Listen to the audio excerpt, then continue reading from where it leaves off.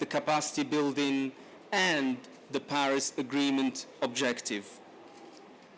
So as you know, in the climate agenda, we have champions who actually show us where the actions are to help achieve the Paris Agreement.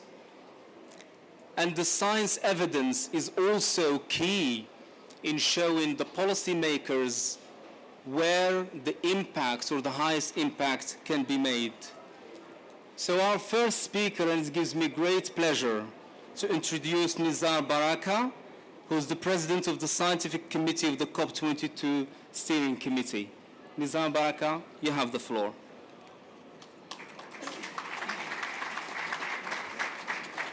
Thank you.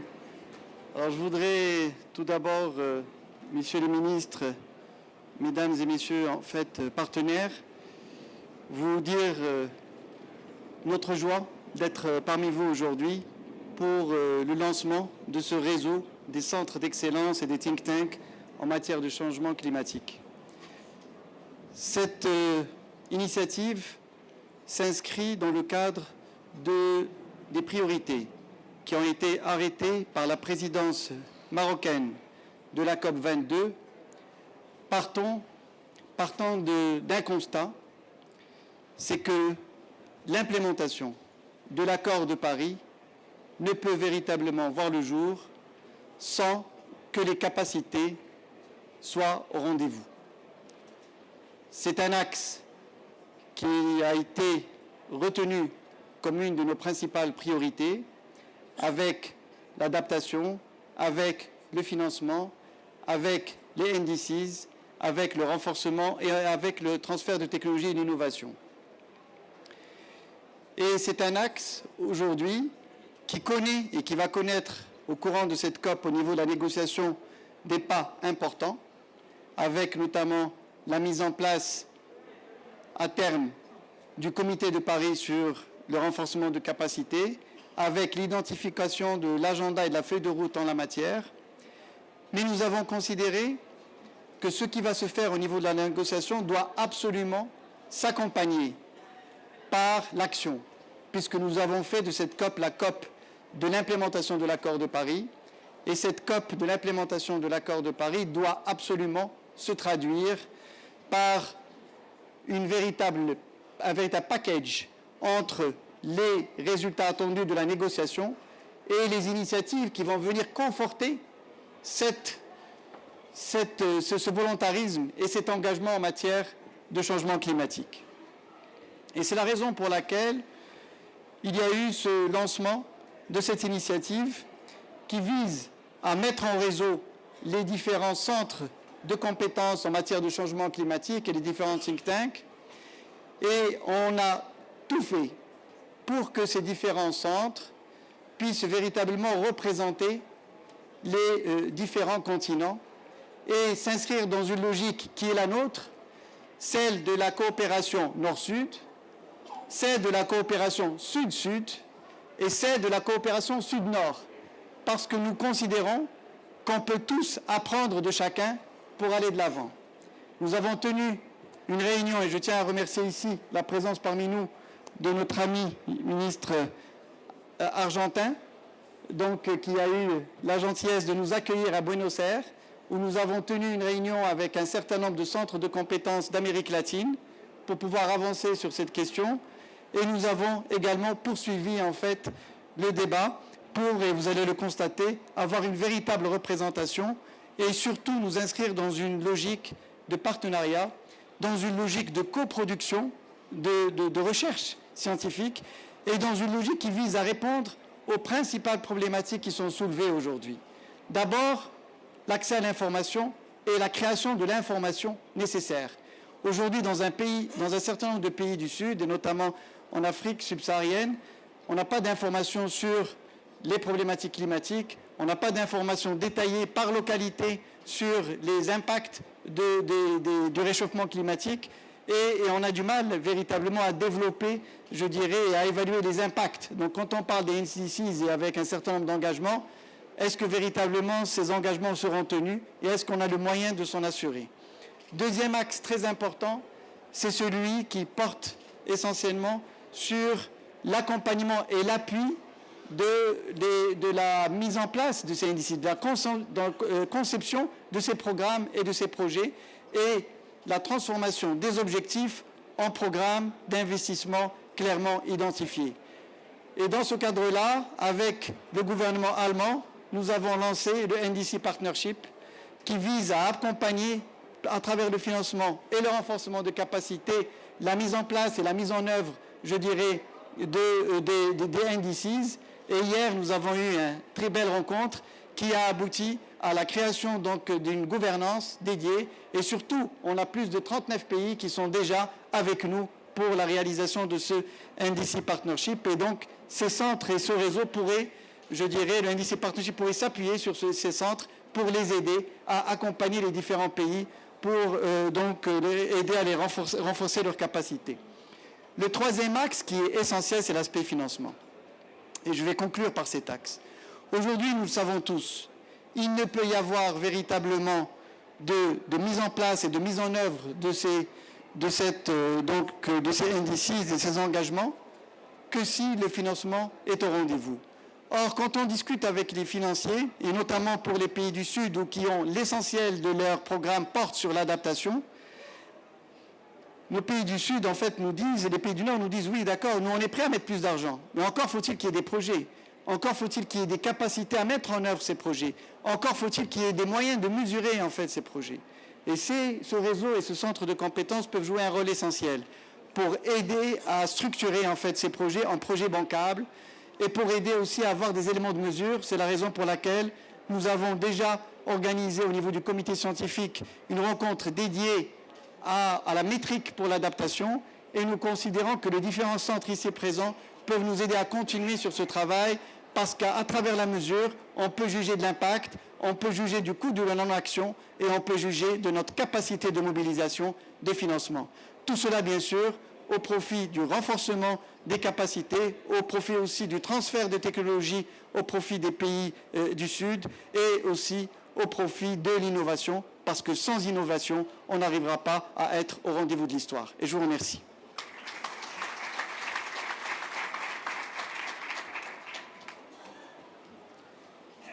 Thank you very much, Mr. Miza Baraka, for emphasizing two key things, actually, as far as capacity building is concerned. The importance of innovation, and you're absolutely right. We will not reach really the 2 degrees C objective or the 1.5 without being innovative in our technological solutions. And thank you also for highlighting the importance of the South-South cooperation. I don't think we talk about it enough. Here we're talking about the South-South-North cooperation, but the South-South cooperation also plays a role in enhancing capacity building and helping to reach the Paris Agreement goals. We were hoping that Her Excellency Hakim Al-Haiti will be with us because she's very supportive, as you know, obviously, of the action. But we're delighted to have Abdelwahid Fikret, who will speak on her behalf. He's the General Secretary at the Ministry of Energy of Environment. Mr. Fikret, you have the floor.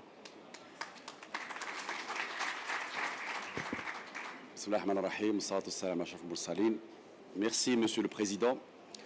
Monsieur le secrétaire argentin du ministère de l'Environnement et du Développement durable, Monsieur le Président du comité scientifique COP22, Monsieur le représentant de Madame Espinosa, secrétaire exécutif de la Convention des Nations Unies, Mesdames et Messieurs les ministres, Mesdames et Messieurs, un grand bonjour. Désolé pour la voix un peu grave. C'est pas parce que j'ai trop parlé, mais c'est juste un coup de froid. Donc je voudrais, au nom de Madame la Ministre, vous souhaiter la bienvenue et vous dire jusqu'à quel point il est vraiment désolé de ne pas être avec vous. Il aurait tant aimé être là aujourd'hui pour cette séance extrêmement importante qui connaîtra le lancement officiel de ce réseau de centres de compétences et de think tanks mondiaux. Elle a suivi cette initiative depuis le début. Il lui accorde énormément d'importance, aussi bien avec sa casquette de championne pour le climat que sa casquette de ministre délégué chargé de l'environnement. Et donc, je voudrais en son nom vous remercier de votre présence, remercier toutes les personnes qui ont travaillé sur ce projet. J'ai assisté le week-end dernier, enfin vendredi dernier, sur une séance de travail avec tous les partenaires, avec les membres fondateurs. Je ne voudrais pas les citer, mais je voudrais tout simplement dire qu'il y a une excellente volonté pour qu'on puisse mettre ça en place. tant tout le monde est conscient que l'être humain est quelque chose de central pour la réussite, pour lever les défis qui nous attendent tous en termes de conséquences du changement climatique. Donc notre centre marocain, le 4C Maroc, qui aujourd'hui est opérationnel, est extrêmement honoré et ravi d'être un peu la cheville ouvrière de cette affaire et de pouvoir par la suite jouer un rôle important pour la mise en œuvre, pour le déploiement de la feuille de route et pour la concrétisation des idées que vous allez tous nous suggérer aujourd'hui. Je voudrais aussi remercier nos amis de la coopération allemande qui ont été également avec nous depuis le début dans cette aventure et vous dire jusqu'à quel point nous sommes fiers et contents de travailler avec eux pour pouvoir réussir la mise en place de ce réseau. Alors maintenant, qu'est-ce qui nous attend par la suite? Aujourd'hui, il y aura le lancement officiel, mais le travail va continuer bien évidemment. Il y a une feuille de route qu'il va falloir mettre en place d'une manière concrète. Il va y avoir un plan de travail, une mise en place de la gouvernance, la mise en place des structures qui vont porter l'initiative à long terme, et puis surtout, comment brancher ça avec les outputs de la COP22 et avec les engagements de l'accord de Paris. Et c'est ça où il y a le grand défi, et j'espère que nous allons tous ensemble pouvoir y réussir, mais sachez que le ministère de l'Environnement reste complètement mobilisé sur ce dossier qui est prioritaire, et il fera de son mieux pour le faire réussir à tous les niveaux. Voilà, merci pour votre attention et bonne continuation.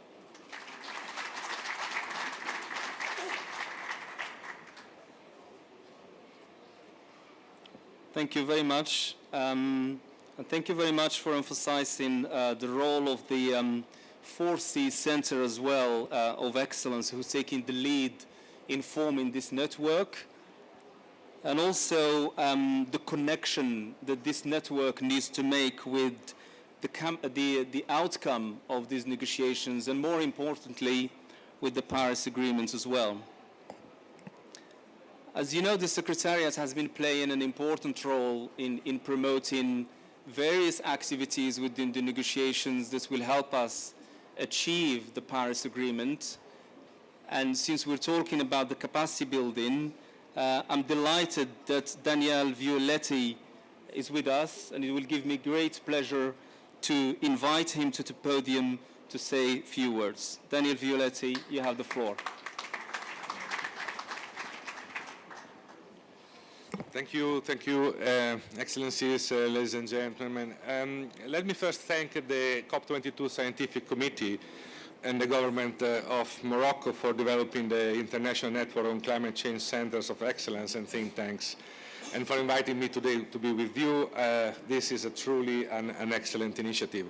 I'm here on behalf of our Executive Secretary, Patricia Espinosa, who regrets not be here, but definitely is very supportive of this initiative. Last week, I also had the pleasure of sitting down with the many institutions and influencers who are working right now to build this network, and I heard the great progress that has been made in growing this network as well.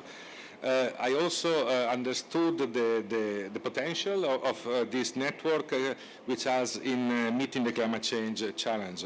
You see, last year, the Paris Climate Change Agreement and the Sustainable Development Goals are the foundation for a future where growth and development is good for the planet and for every person on the planet.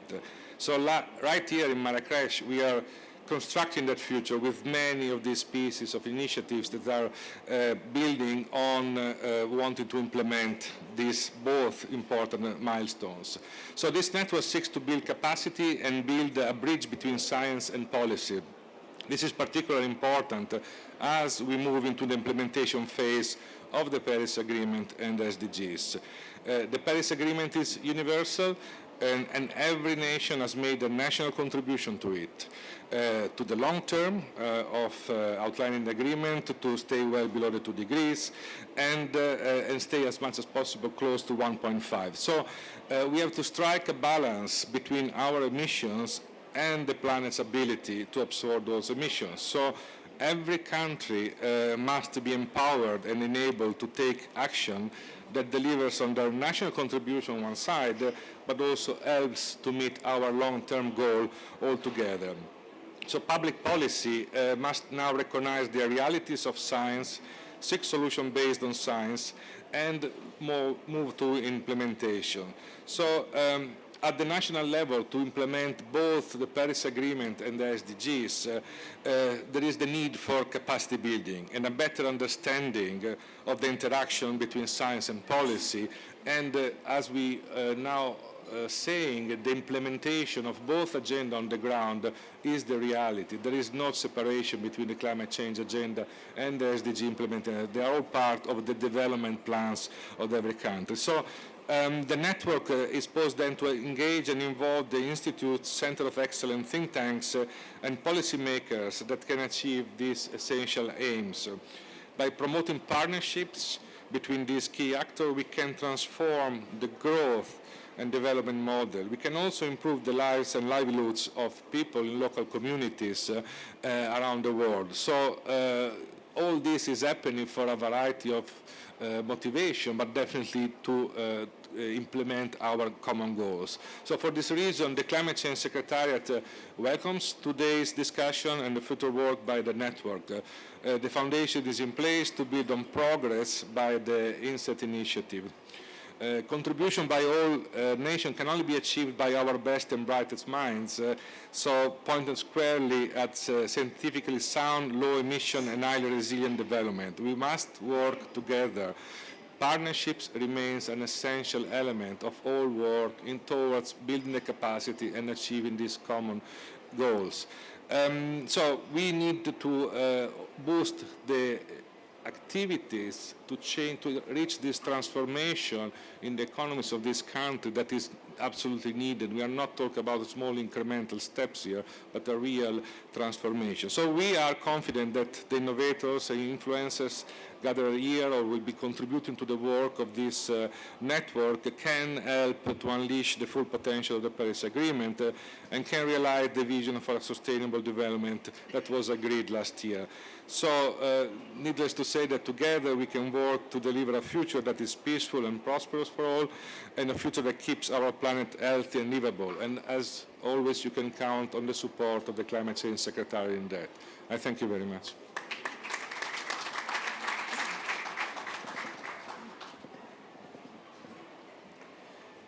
Thank you very much, Mr. Violetti, for highlighting two key points.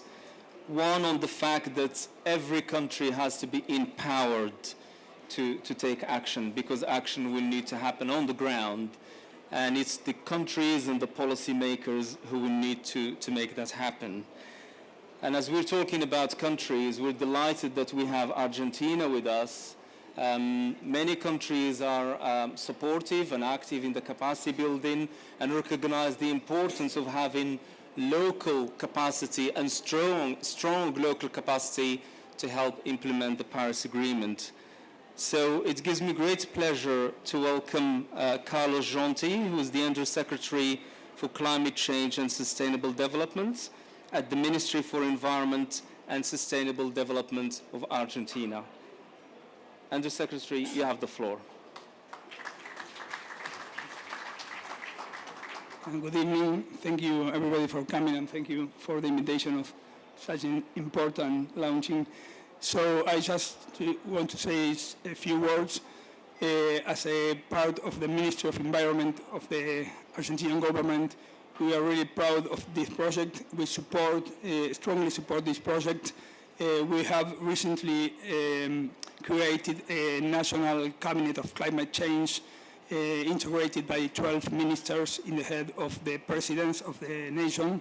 We work a long year working and reviewing our NDC, and we realized that this kind of initiative is really, really important for our job. We need metrics, we need indicators, we need to create new capacity building, and we need to be part of a web as this initiative tries to create. We need to support this kind of initiative that create a bridge between policymakers and the knowledge, the scientific sector. So we, I repeat, strongly support this initiative. We expect a lot of this initiative, So we will promote the support of the local partners for this initiative as well. So thank you very much. It's just to say thank you.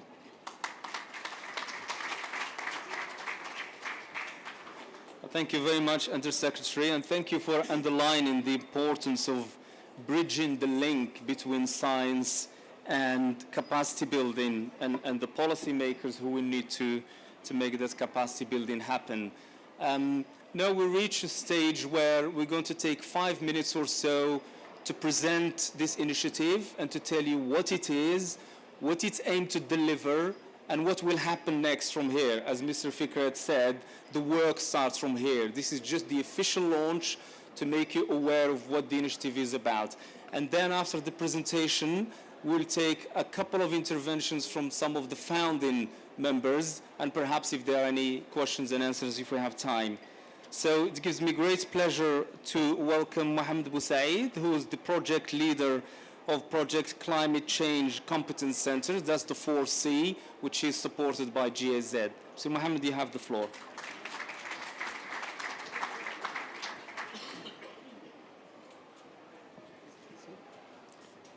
Thank you very much, Mr. Zitouni, Excellencies, distinguished directors and representatives of the climate competence centers and think tanks. I have the pleasure and the honor to present this initiative on behalf of the founders of this initiative. The initiative, I start here by the name, because we already had some remarks on the name of this initiative, which seems too long for a lot for some people. So INCCCETT is international network of climate change centers of excellence and think tanks for capacity building. Maybe we will, with founders, try to find a short name for this initiative. Just as a reminder for this initiative, a first meeting for the initiative took place in Buenos Aires last September, followed by a side event in New York during the Climate Week, where COP22 presidency presented the initiative for the first time. And participants in this side event emphasizes the relevance of the initiative and for this network. Why this initiative? In order to support the Paris Agreement implementation, particularly Article 11, emphasizing on the role of capacity building for developing countries, there is also the Sustainable Development Agenda, which calls for strengthening and improving capacity building for that. So we need new models, and we need to do that, we need to come with new models for capacity building. For now, we have 13 organizations as founding members of this initiative. They are gathered to establish coherency and coordination between major global centers and of excellence and think tanks, by establishing this global network of institutions that will be address the issue of climate change. Last week, during a workshop, the founding members agreed upon the vision statement of the initiative. It focuses on catalyzing the climate action for the design and the implementation of NDCs. South-South cooperation, as you know, is emerging as a key element of the global response to climate change. There is also South-South-North cooperation that could play a key role in knowledge generation and sharing of adaptation and sharing of knowledge for adaptation, for technology transfer and access to climate data. Through triangular cooperation, the network will enhance and scale up the impact of capacity building. As you can see in this slide, which comes from the NDC Explorer, many parties are putting support and capacity building as a conditionality for the implementation of their NDCs. 121 parties mentioned the capacity building in the NDCs, and 110 parties make capacity building as a condition to implement their NDCs. So this is to say that the initiative really has a very favorable context. At this moment, as I said, in a while, 3 founding members are composing this international platform for sharing ideas, experience, and lessons gained. And we are also interested to develop the national, subnational levels. We have 12. If I have to cite them, we have the FORCE Maroc, which stands for Centre de Compétences Changement Climatique du Maroc. We have IAI, which is Inter-American Institute for Research. We have BC3, which is the Basque Institute for Center for Climate Change. We have Rede Clima for Brazil. We have International Research Institute for Columbia University from the United States. We have IDRI, which stands for Institut de Développement Durable et des Relations Internationales de la France. We have DIE, which is the German Development Institute. We have INCCCETT, which is the Chinese Center for Strategy for Climate Change. We have the Stockholm Environment Institute. We have a consortium of Finnish universities from Tampere, Finland. We have CR2, which stands for Center for Climate Change Research and Resilience from Chile. We have IISD, and we have from Kenya, we have an institute from Africa Climate Technology Center, I think. So we are very happy to have this big number of centers in this network, and we wish that the work will go forward with all of them. In terms of geographic coverage, as you can see in this map, the members we have a good representation from Latin America, from North America, from Europe, Asia, and Africa, and the door is open for other centers to join, of course. Just to give you an idea about the main areas of work, during the workshop which we had last week, the main areas of work will be to develop new models, to promote continuous engagement for climate change, and to contribute to existing international and regional other initiatives, also to develop the approaches and tools for climate change. We start to develop a roadmap, and the first elements of this roadmap after today's event, the Secretariat, which is hosted in Force Maroc. The Secretariat and the founding members will develop a 2-year work plan, of course define a governance and fundraising strategy during the first semester of 2017. We made an appointment during the Bonn session where we will meet together to discuss this element and agree on the strategic aspects of the initiative. With this, I thank you very much, and we maybe give the floor after to Centers of Excellence to have a word. Thank you.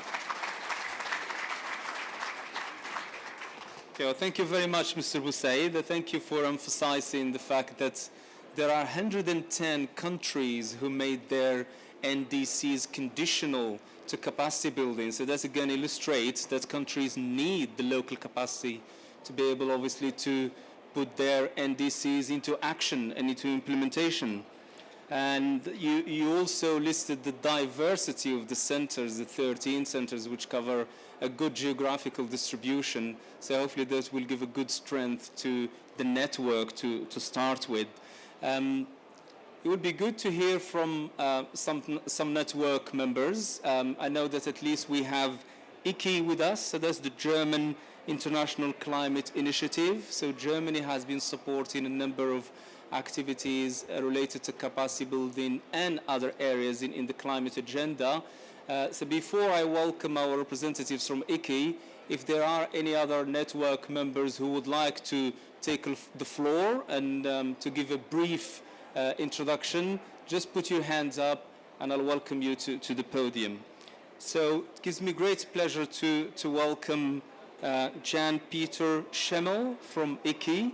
So Mr. Schemmel, you have the floor.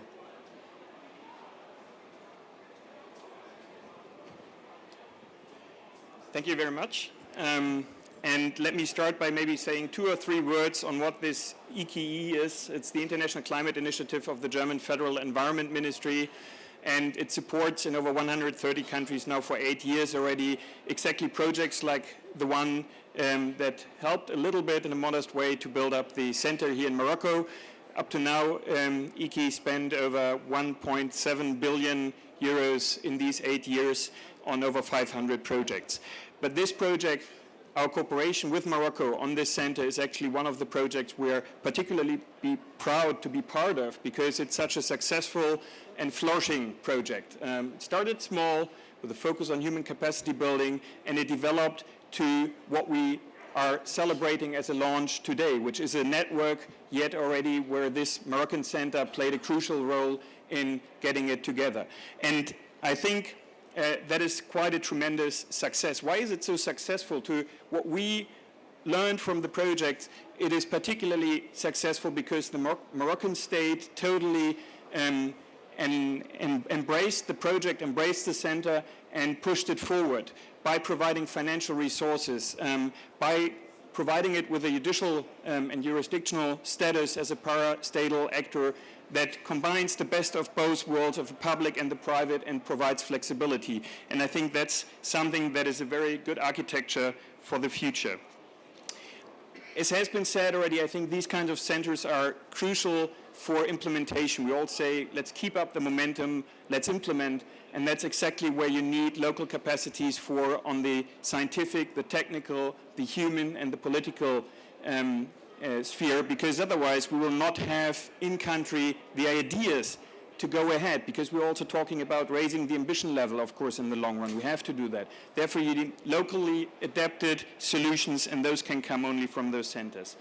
I congratulate you on the centers in this network. Of course, we are proud as Germany to have the German Development Institute, an excellent center in Germany, also as being part of this network. And you don't have just names there, you have really good institutions in a number of countries. So congratulations for that. And I wish you all the best in bringing this network forward, because as we know nowadays in the modern world, learning from each other is not top down, it's a network approach. That's exactly what you're going to do. And so I wish you all the best, but I'm very confident I will succeed in that. Thank you.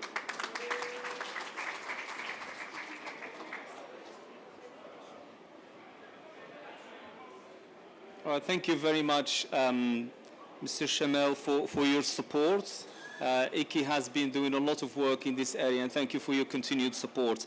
So I have 3 other founding members who need to give a brief statement of their support to this initiative.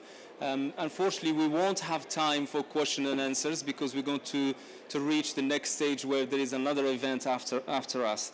So let me first of all welcome a representative from another country who's supportive to this initiative and who's part of it, Ms. Laura Gallardo from Chile.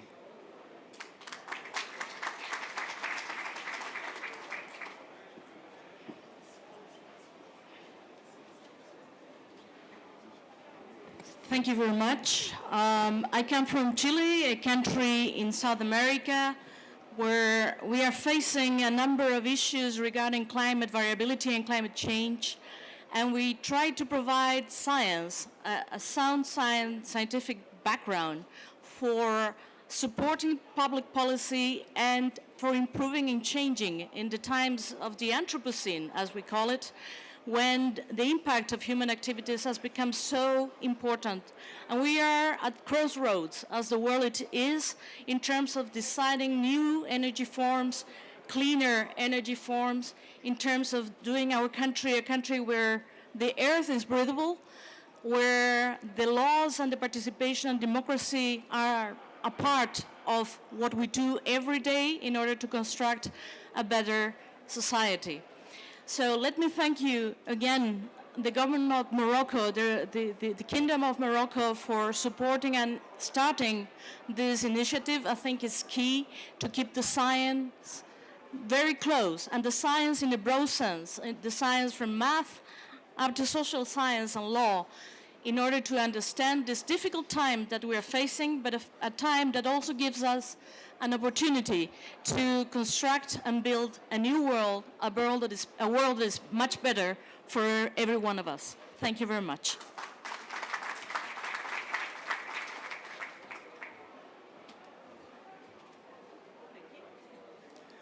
Thank you very much.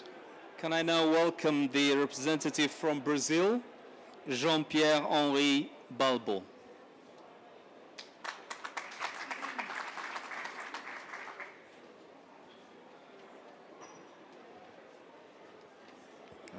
Merci beaucoup pour l'opportunité.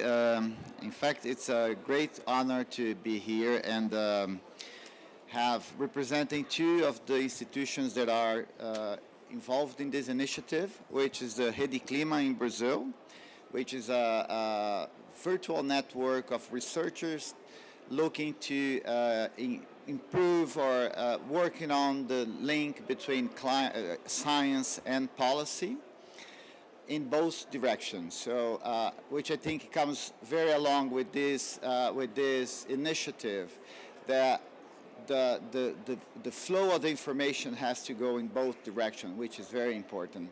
And also representing here the IAI, which is the Inter-American Institute for Climate Change Research, which is an institute that is distributed throughout the whole South America on developing research, developing capability, has very long experience on capacity building. We, as both institutes, think this is an initiative very, very sound and important to the stage that we are. Capacity building is a key factor on understanding and improving and empowering countries, as it has been said already. So we are very grateful for this, and we're hoping really that this initiative really goes beyond its own expectations. Thank you very much, and bye-bye.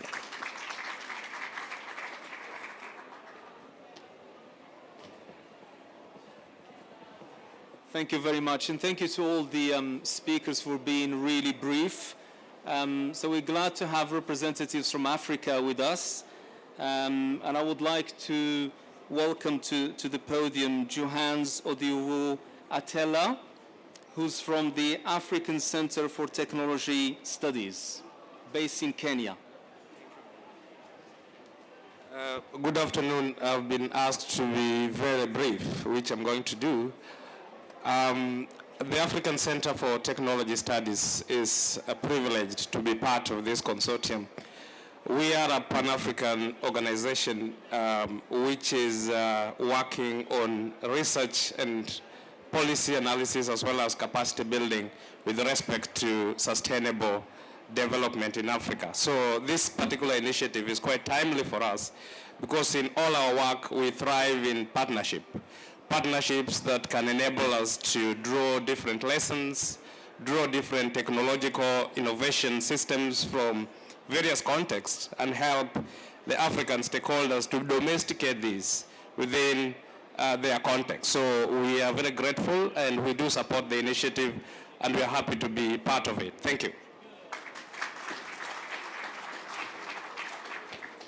Thank you very much. Can I now invite Haresh Bojani from the International Research Institute for Climate and Society.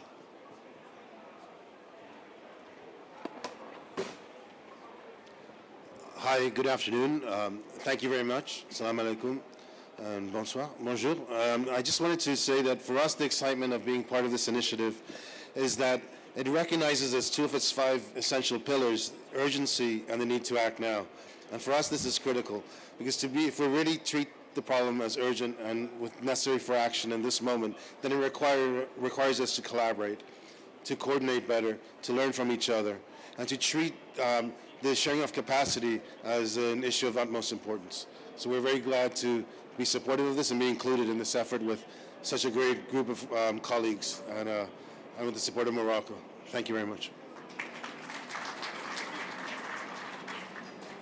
Thank you very much. Can I now invite Maria José Sanchez from the Basque Center for Climate Change. Maria, you have the floor.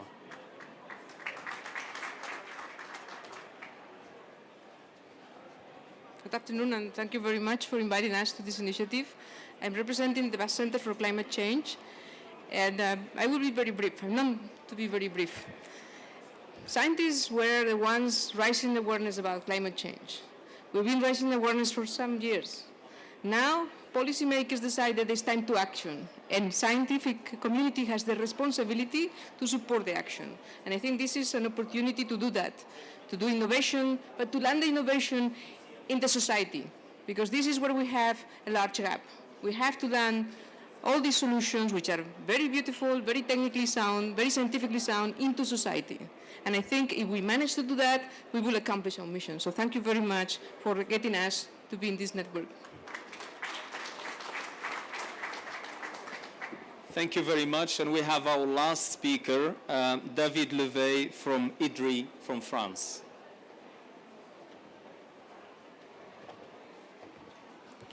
Hello everyone, thank you very much. So thank you to all of you for inviting us to participate in this initiative, which you've already pointed out the utmost necessity, especially with this new Paris Agreement, since we're going to have to work on a constant basis in revising NDCs every 5 years. We need to have this improved dialogue between policymakers, researchers, in order to kind of give direction, orientation, and pilot research, but also to have the research give the tools, give the credibility of policy decisions so that policymakers can actually implement them and do the work that's necessary to keep our temperature under 2 degrees. So IDRI is extremely excited to be participating in this effort. Thanks you all for setting this up. And IDRI has been taking an important role in doing that ahead of the Paris Agreement in 2013, 14, 15, and doing those kind of dialogues and linking research and policymakers. So we hope to share our original knowledge and experience and pursue this effort all together. Thank you very much.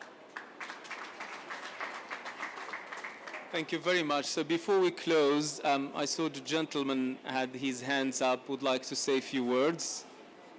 And if you would like to introduce yourself, because I didn't have your card. Assalamu alaikum wa rahmatullah. Moi, c'est Moussa Abou, je suis architecte, chercheur, inventeur. J'ai mis au point un nouveau procédé de construction en dur sans recourir au coffrage en bois à hauteur de 96%. Et c'est des constructions parasismiques. Elles réduisent la température de 6 degrés.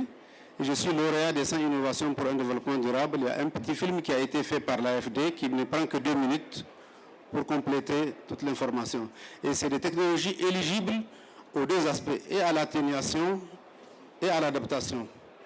Je vous remercie.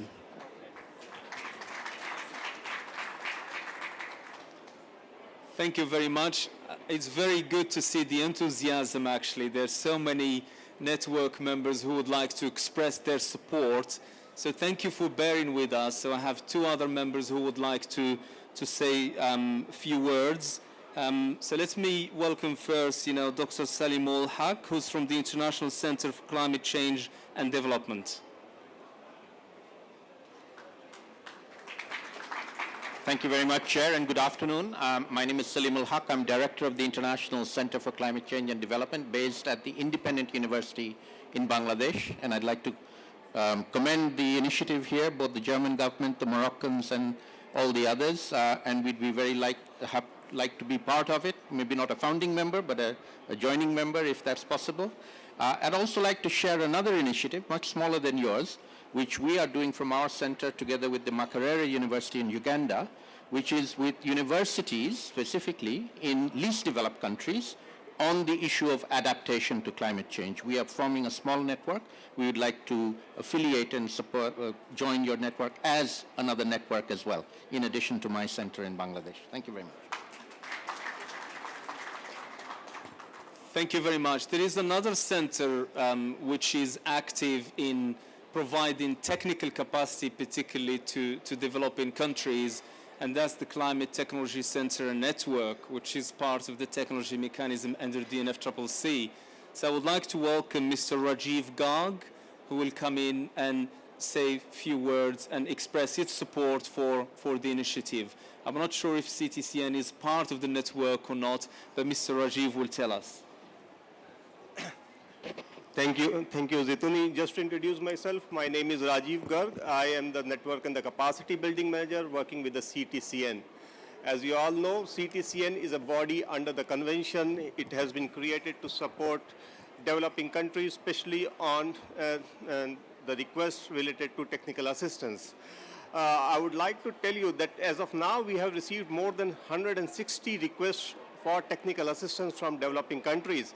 And quite a large component of these requests pertains to capacity building. So countries are asking capacity building support, and we are providing that kind of support. I would also like to mention over here that CTCN is Climate Technology Center and Network, and we in our own network have more than 250 institutions already registered with us. And we would be very happy to collaborate with INCCCETT, with this network, and let's join our energies and do something better for the world. Thank you very much. Thank you, Rajiv, and thank you, everyone. Was there another speaker? Okay. I'll take one more. So Professor Marie-Claire Cordonnier-Seger from the Center for International Sustainable Development Law. Thank you, and I apologize for the delay. I just came from the CMA consultations where we were doing capacity and support. In Montreal in 2005, when the Kyoto Protocol was entering into force, the COP reached out to McGill University at that time, at the Faculty of Law, and asked us if we would host a symposium for maybe 80 or 90 people with legal backgrounds, maybe even some of the chief legal advisors from the negotiations and others, to have a chance to share what we were doing and build a little bit of common understanding about the capacity needs and the future research and education agenda in our law schools. I was the director of the center at McGill, and we put together a small meeting for the 40, maybe 50 people who would come. Of course, it turned into 500 in one weekend. And from that time onward, over the last 11 years, we've gone on growing and joining. There are now more than 300 university law faculties, supportive, leading intergovernmental organizations, law and governance think tanks, and others in Nairobi, in Santiago, in Cambridge, and still McGill, we're in there, working together. And every time there's a COP, we reach out and we ask, are there law schools that are training up the next generation that are going to be helping the countries to implement domestically? Because you do need lawyers who actually speak Vietnamese and can write laws and understand the laws of Vietnam in order to be able to make those changes happen over time. And we've been very, very excited by the response here in Morocco. We held the Climate Law and Governance Initiative's 11th meeting. We launched a new day in the Sorbonne last year in Paris, and it has grown incredibly, with 5 Moroccan universities joining, including the launch of a new think tank that will be looking at these issues with us, as well as many countries saying that they needed new laws and that they needed the training and support for their community. So we're very, very happy to offer you all our support, all our partnership, all our friendship, and we hope to be able to work with you in the future. Thank you very much. So it's good to see that there's so many takers to join this network. So thank you all very much for your patience and for staying with us until the end. Thank you to all the panelists and all the network members or the founding members for their support. As was said earlier, the work just started now, so this is the official launch, and I'm sure there will be websites from the 4C and the other centers that will keep you informed of activities. Please join me in thanking everyone in the right way. Thank you.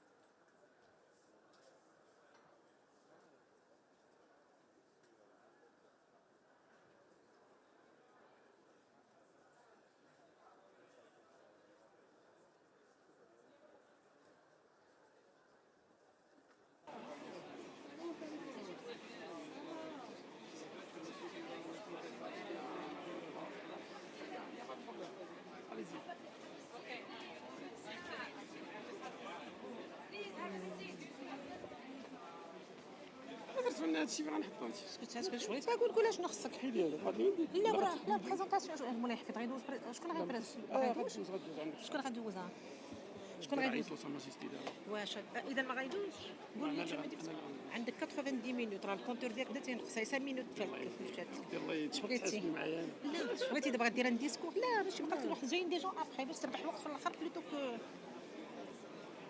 غادي نانونسي بان راه غنبداو.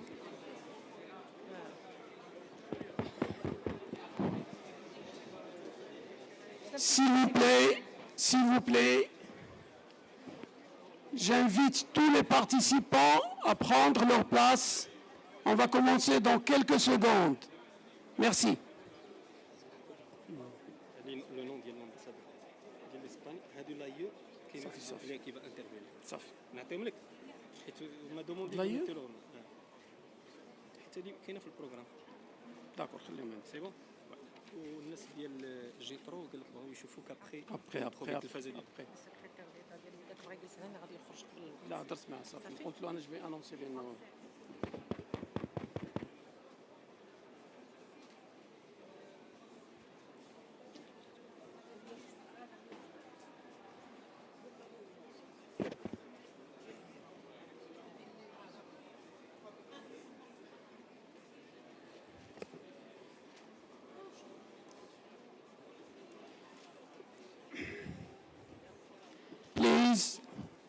The translation is available in Arabic, French, and English.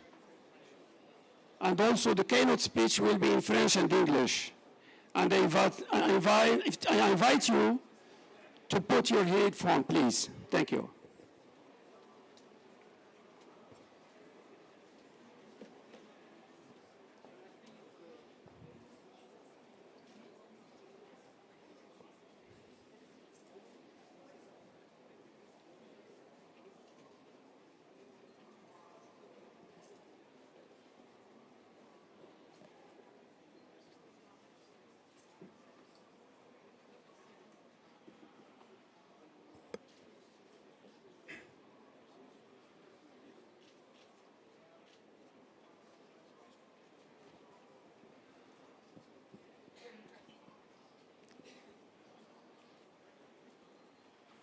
Messieurs les secrétaires généraux, messieurs les secrétaires d'État, messieurs les secrétaires généraux, messieurs les directeurs généraux, mesdames et messieurs, mes chers collègues, j'ai le grand regret de vous informer que monsieur le ministre de l'Énergie, des Mines, de l'Eau et de l'Environnement, monsieur Moulay Hafid Al-Alami, ne peut pas participer avec nous à ce side event. Il vient d'être appelé par Sa Majesté le Roi pour une activité royale.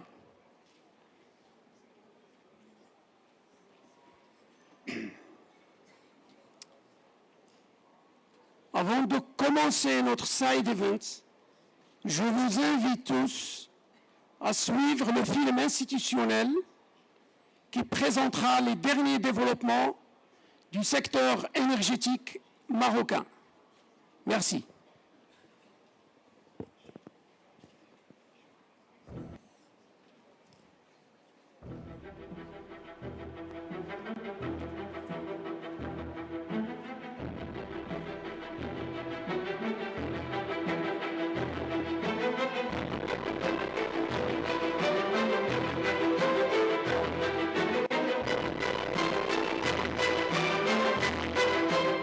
change is a major challenge for humanity. The first universal climate agreement, adopted unanimously at the COP21 in 2015 in Paris, aims to limit the planet's temperature rise to under 2 degrees. The COP22, held in Morocco, is the COP of action to realize the different axes of the Paris Agreement. Namely, the issues related to mitigation, adaptation, finance, transparency, technology transfer, capacity building, losses, and damage. 2/3 of global emissions of greenhouse gases come from the production and use of energy. This means that the fight against climate change must come first and foremost in the energy sector. Morocco has experienced in the last decade an increase in primary energy demand by an average of almost 5%. This growth is mainly driven by the power consumption that exceeds a rate of 6%. Moreover, high energy dependency, regional integration, and sustainable development remain major challenges for Morocco. Thus, under the leadership of His Majesty King Mohammed VI, a profound transformation plan of the Moroccan energy landscape has been launched. كذلك الشأن بالنسبة لما يواجه المغرب من تحديات في قطاع الطاقة. إذ يتعين علينا أن نتكيف من الآن فصاعدا مع تحولاته العالمية العميقة المتوجهة نحو الاستفحام.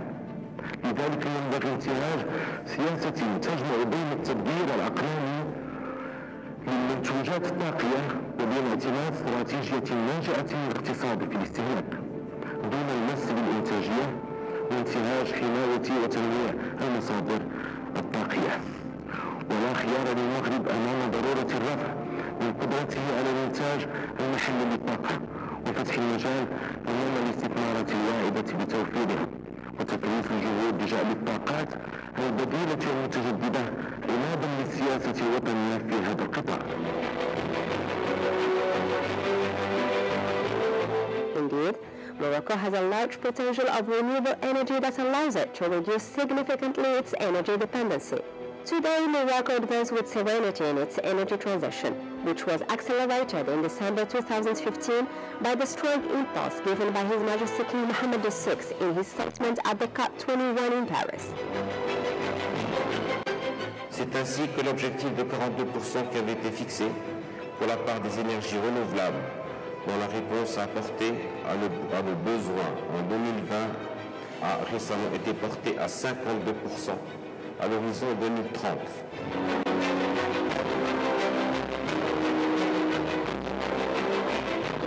The Rail Vision was translated into new renewable capacity development programs with over 10,100 megawatts power by 2030, 4,560 megawatts from solar, 4,200 megawatts from windmills, and 1,330 megawatts from hydropower. The first 160 megawatt solar power plant, known as at first, was thus inaugurated on 4th February 2016 by His Majesty King Mohammed VI.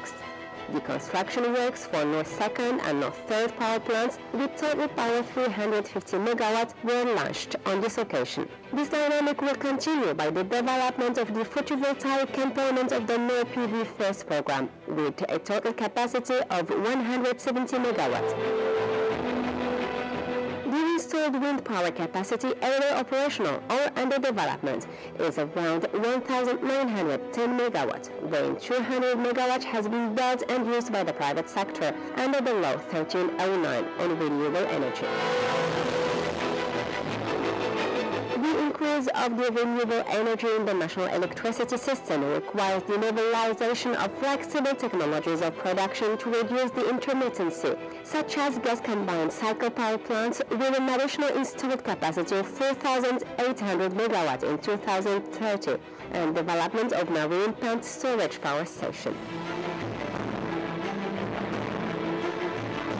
Morocco's integration within the regional power grid is another priority objective, since it provides the adequate framework for developing power exchanges, integrating power and gas networks, as well as markets, and therefore reducing the technical constraints in terms of fluctuations. In this regard, Morocco is about to play the central role in regional power cooperation by developing and strengthening power and gas interconnection infrastructures, in order to connect both sides of the Mediterranean. To this end, additional capacity has been planned together with Portugal, 1,000 megawatts, and Spain, 700 megawatts, in addition to the feasibility studies in progress on interconnection with Mauritania. It will offer huge opportunities for sub-Saharan countries that still remain under-electrified. Besides, Morocco is also committed to speeding up its actions towards energy efficiency through strategic vision, focusing on high energy consuming sectors, namely transport, building and industry. Agricultural sector and public lighting are also among the sectors targeted by power efficiency measures. Legal, regulatory and institutional frameworks have been implemented in order to allow the private sector to join power generation and marketing from renewable sources. Morocco has adopted a law establishing the regulatory authority of the independent power sector that will ensure compliance with current regulations and the fixing of tariffs and conditions for access to the electricity grid and interconnections.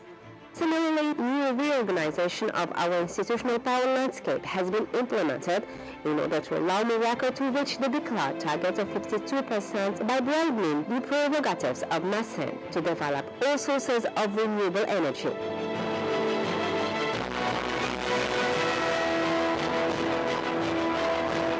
Research and development are a major component of the energy strategy that aims to place Morocco as the technological platform for the Mediterranean region and Africa. Three instruments have been implemented by the Research Institute for Solar Energy and New Energies, IRISAN, funding the research projects in renewable energy technologies and implementation of test, research and training platforms such as Green Energy Park.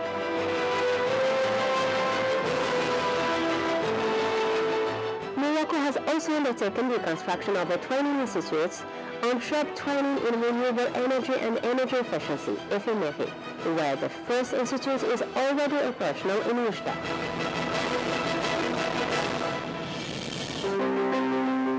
The energy challenges we all face can only be met in the context of overall regional cooperation, developed and expanded.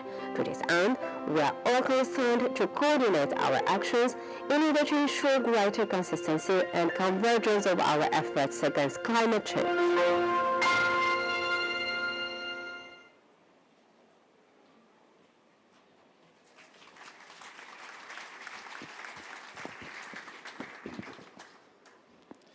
Mesdames et messieurs, nous sommes tous d'accord aujourd'hui que l'énergie est responsable des 3/4 des émissions de CO2. Les énergies renouvelables constituent une solution idoine pour renforcer l'atténuation et réduire les émissions de CO2. Or, les énergies renouvelables, ils sont confrontés aujourd'hui à des contraintes techniques et particulièrement des contraintes d'intermittence. 3 solutions principales aujourd'hui sont identifiées pour introduire de plus en plus de flexibilité dans le système électrique national.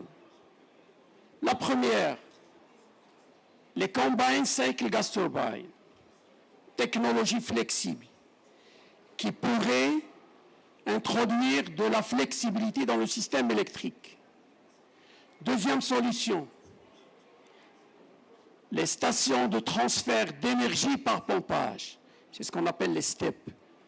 L'hydraulique est une énergie également, est une technologie très flexible, qui réglera énormément de problèmes d'intermittence, qui permettra également d'introduire et d'intégrer de plus en plus d'énergie renouvelable. Troisième solution, c'est les interconnexions et les intégrations des marchés et des réseaux.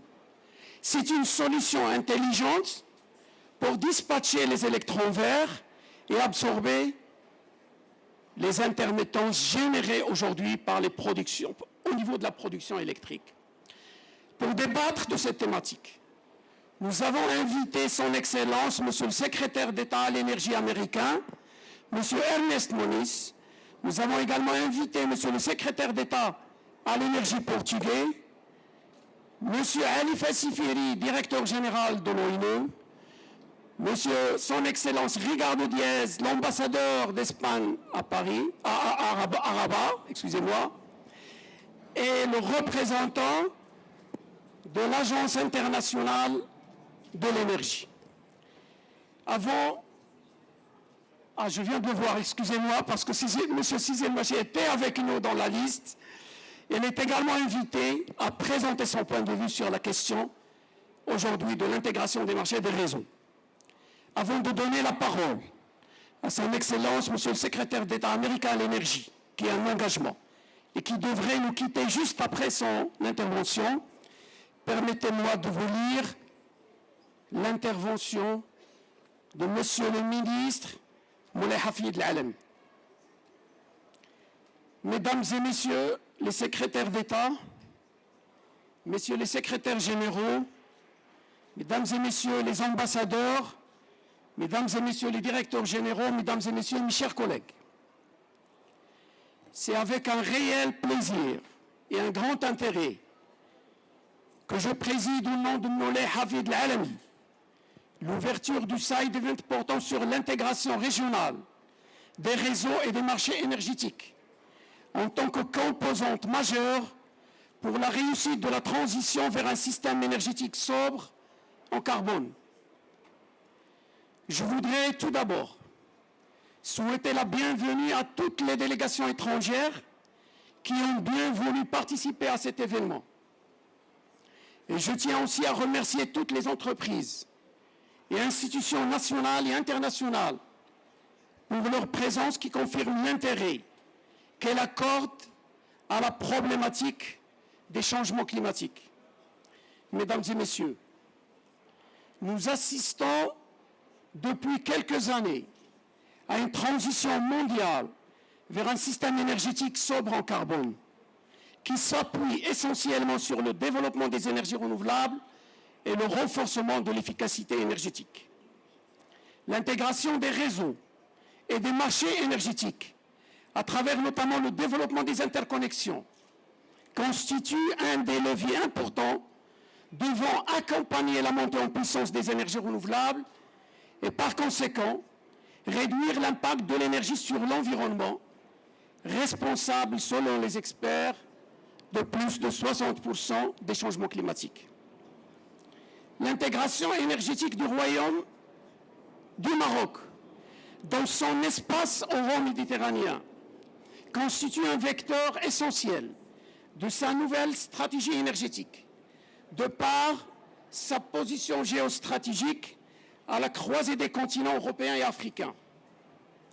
Le Maroc s'active à renforcer ses interconnexions électriques et gazières avec ses voisins et ambition d'intégrer pleinement son marché de l'énergie à celui de l'Europe, notamment pour l'électricité et le gaz. Le Maroc contribue de manière active aux différentes initiatives permettant de relever les défis énergétiques dans la région euro-méditerranéenne et visant notamment à développer le marché du gaz, à accélérer l'intégration des marchés de l'électricité et à développer les énergies renouvelables et l'efficacité énergétique. Mesdames et messieurs, l'interconnexion électrique entre le Maroc et l'Espagne constitue l'une des pierres angulaires de la politique de coopération entre l'Europe et les pays du sud de la Méditerranée. Aujourd'hui, c'est l'unique interconnexion sous-marine entre les deux continents et la seule unique existante entre l'Europe et le Maghreb. Sa capacité d'échange est actuellement de 1400 MW et elle a permis en 2015 un échange de près de 5000 GWh, soit environ plus de 14% de l'énergie appelée au Maroc. L'Office national de l'électricité et de l'eau potable a intégré le marché espagnol en tant qu'agent externe depuis 1999 pour l'échange de l'électricité entre le Maroc et l'Europe. Le Maroc est également interconnecté avec l'Algérie, avec une capacité d'échange de 1200 MW, L'échange d'électricité entre le Maroc et l'Algérie se fait actuellement à bilan nul pour le secours mutuel et la stabilité des réseaux. En matière d'interconnexion gazière, il a été procédé en 1996 à la mise en service du gazoduc Maghreb-Europe avec une capacité de transport initiale de 8 milliards de mètres cubes par an. Ce gazoduc permet d'alimenter le Maroc, l'Espagne et le Portugal en gaz naturel à partir de l'Algérie. En 2005, la capacité du GME, gazoduc Maghreb-Europe, a été augmentée à 12,5 milliards de mètres cubes par an, permettant le renforcement de l'interconnexion gazière entre le Maghreb et l'Europe. Mesdames et messieurs, le Maroc a adopté en 2009, sur haute orientation de Sa Majesté le roi Mohamed VI, une stratégie énergétique ambitieuse, déclinée en feuille de route et qui s'appuie sur les objectifs fondamentaux suivants. Le renforcement de la sécurité d'approvisionnement et la disponibilité de l'énergie, l'accès généralisé à l'énergie à des prix compétitifs, la maîtrise de la demande, l'intégration régionale des marchés et des réseaux et la préservation de l'environnement. La transition énergétique marocaine a été accélérée par Sa Majesté le roi Mohamed VI à la COP21 à Paris en 2015 pour porter la part des énergies renouvelables dont la capacité électrique installée à 52% à l'horizon 2030. Cet objectif ambitieux est réalisable compte tenu du développement de l'expertise nationale et du fort potentiel dont dispose le Maroc, estimé à 25 000 MW en onshore et 250 000 MW en offshore pour l'éolien et 20 000 MW pour l'énergie solaire.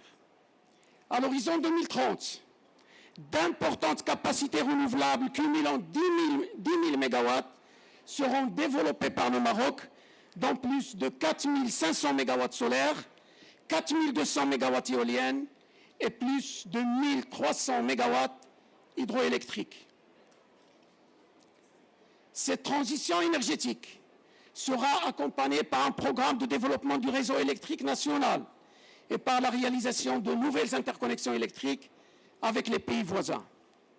Mesdames et messieurs, la transition énergétique marocaine est basée essentiellement sur la montée en puissance des énergies renouvelables, dont la production est variable en raison des conditions météorologiques locales, ce qui génère des contraintes techniques liées notamment aux intermittences et à l'instabilité du réseau. Ainsi, l'intégration de ces énergies dans le système électrique national nécessite le développement de solutions flexibles pour faire face à leur intermittence, améliorer la stabilité du réseau électrique et garantir en permanence l'équilibre instantané entre la production et la consommation. Actuellement, comme je l'ai mentionné au départ, 3 solutions matures permettent de relever ces défis. Le développement de centrales à cycle combiné fonctionnant au gaz naturel se positionne aujourd'hui comme l'un des moyens les plus appropriés pour faire face aux intermittences en raison de la souplesse d'utilisation des combined cycle gas turbines dans la gestion des pointes de la consommation électrique et le caractère moins polluant du gaz naturel comparé au charbon et au fioul. Le Maroc prévoit de réaliser une capacité additionnelle de cycle combiné fonctionnant au gaz naturel de 4 800 MW à l'horizon 2030, et ce dans le cadre de sa feuille de route de développement du gaz naturel lancée en décembre 2014. En plus du développement des centrales CCGT, une deuxième solution porte sur de nouvelles capacités flexibles de stockage à travers le développement d'un programme de stations de transfert d'énergie par pompage, les STEP, conventionnelles et marines. Ces dernières, couplées à des parcs éoliens en temps réel et en mode dynamique, permettront de rendre le système électrique national indépendant des ouvrages de production du backup qui nécessitent des combustibles fossiles. Et compte tenu des dernières accélérations en matière de montée en puissance des énergies renouvelables, le Royaume du Maroc qui dispose de 3500 km de côtes marines, ambitionne de lancer un grand programme de développement de ce qu'on appelle les steppes marines.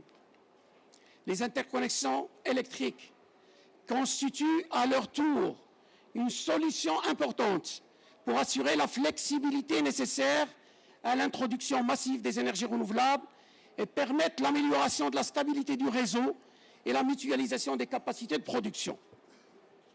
Le Maroc a caractérisé son engagement dans cette voie par la mise en place d'interconnexions électriques avec l'Espagne et l'Algérie. Il poursuit ses efforts pour le développement des interconnexions électriques avec les pays voisins, à travers le développement de nouvelles interconnexions électriques avec le Portugal, 1000 MW, l'Espagne 700 MW de plus, et avec la Mauritanie qui est en cours de discussion. Mesdames et messieurs, les pays de la zone euro-méditerranéenne sont invités à intensifier leur coopération dans le secteur de l'énergie en vue d'asseoir progressivement un partenariat énergétique euro-méditerranéen global basé sur l'intensification des échanges énergétiques. La dynamisation de cette coopération est actuellement renforcée par le